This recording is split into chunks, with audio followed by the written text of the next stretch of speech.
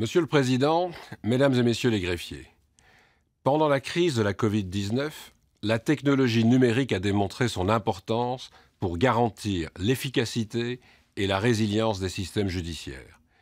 La numérisation de la justice est devenue un enjeu crucial pour maintenir les tribunaux ouverts et fournir un accès à la justice à tout moment.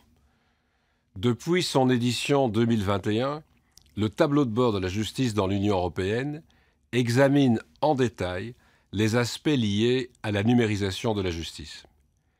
Les indicateurs constituent un outil de suivi essentiel qui montre aux États membres où des améliorations sont encore possibles, leur permettant ainsi d'être mieux armés pour faire face aux crises futures.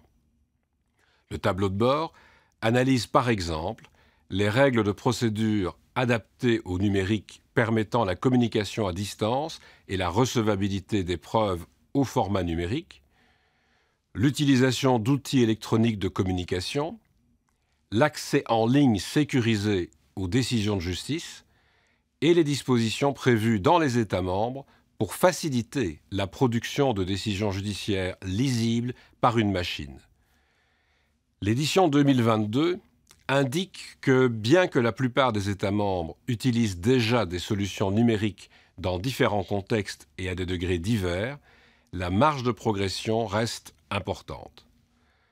Grâce à la collaboration entre la Commission européenne et les États membres, nous avons déjà mis en place des outils numériques très efficaces et pratiques pour faciliter la coopération judiciaire transfrontalière, tels que le portail européen e-justice, le moteur de recherche ECLI pour la jurisprudence et divers outils d'interconnexion des registres et bases de données nationales au niveau européen.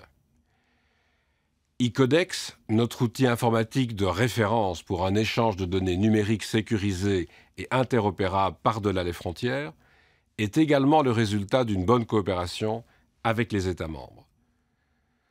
Dans ce contexte, en décembre de l'année dernière, la Commission a adopté un ensemble ambitieux de propositions visant à moderniser la coopération judiciaire transfrontière. Ces mesures de numérisation présentent un réel potentiel pour améliorer l'efficacité de la coopération judiciaire dans l'Union et notamment les capacités d'échange d'informations et d'enquête. L'initiative sur la numérisation de la coopération judiciaire transfrontière vise à faciliter l'accès à la justice pour les particuliers et les entreprises.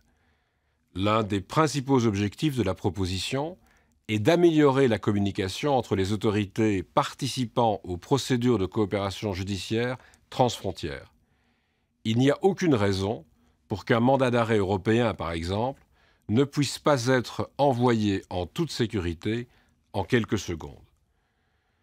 Nous disposons déjà des outils informatiques nécessaires pour exploiter le canal de communication numérique, e-Codex et le système d'échange de preuves numérique.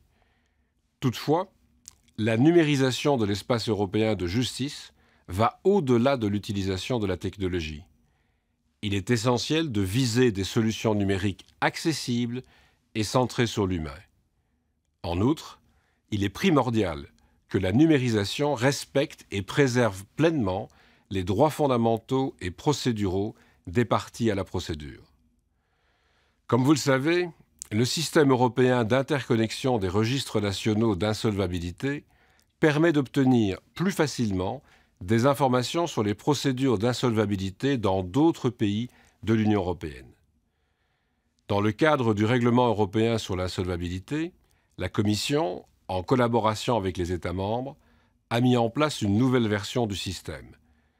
Cette nouvelle version du système est entrée en vigueur en octobre 2021 et est disponible sur le portail européen e-justice.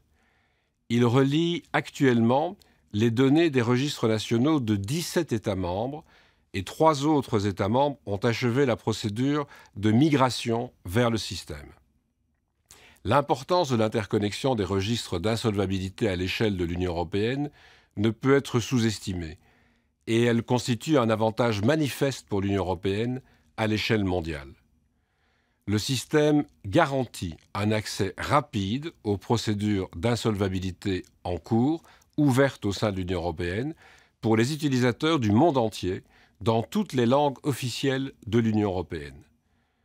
En quelques clics, chaque utilisateur peut obtenir des informations fiables et actualisées si son partenaire commercial ou son prestataire de service est insolvable ou non, et de la marche à suivre si c'est le cas.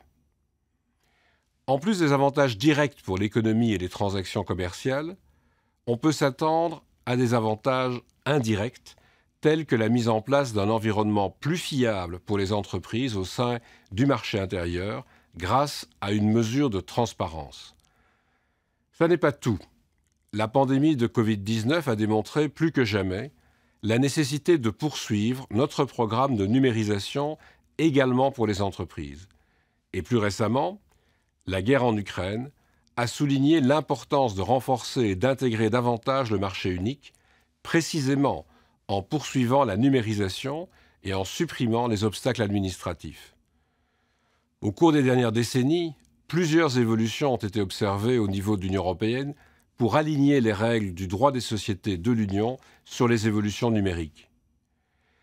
Après les premières étapes vers un classement électronique et des copies électroniques à partir de 2007, une étape importante a été la création du système d'interconnexion des registres du commerce, le système BRIS, en 2012. Ce système BRIS est devenu opérationnel en 2017. Depuis lors, les registres du commerce des États membres se sont progressivement connectés au BRIS, le dernier État membre ayant adhéré au début de l'année 2022. Désormais, le BRIS interconnecte l'ensemble des 27 registres nationaux du commerce. Il recueille certaines informations sur les sociétés à responsabilité limitée de l'Union européenne directement à partir des registres nationaux du commerce et les met à la disposition du public au niveau de l'Union européenne par l'intermédiaire d'un point d'accès unique sur le portail européen e-Justice. Il fournit également des moyens sécurisés pour l'échange d'informations entre les registres du commerce. Une nouvelle initiative de l'Union européenne en matière de droit des sociétés, prévue pour le premier trimestre de l'année prochaine, s'inscrit parfaitement dans ce contexte. Elle vise à compléter les règles européennes en matière de droit des sociétés et à améliorer le cadre juridique pour les entreprises au sein du marché unique. En particulier, son objectif est d'accroître la transparence des informations sur les sociétés à l'échelle transfrontière, par l'intermédiaire du BRIS, et de permettre l'utilisation de ces données dans les situations transfrontières. Cela signifie que les registres du commerce et BRIS sont au cœur de cette initiative.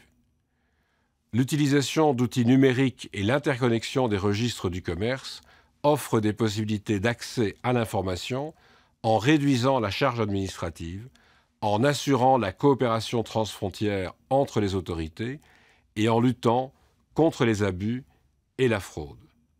Tout cela dans le respect des traditions des États membres.